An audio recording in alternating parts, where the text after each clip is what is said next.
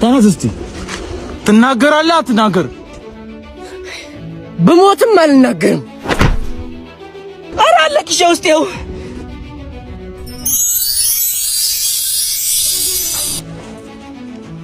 አሁን ስልኩ ነገር ስልኩ ቴክኖ ካሙን 40 ነው። አዳዲስ ፊቸሮችን የያዘ ሲሆን አርቲፊሻል ኢንተለጀንስም የተገጠመለት ነው። ማለትም ኤአይ ሬዘር፣ ኤአይ ራይቲንግ ኤንድ ኤአይ ኖይዝ ሪዳክሽን። ከዛ በተጨማሪ ደግሞ ስልኩ ባትሪው 5200 ሚሊ አምፒር ነው።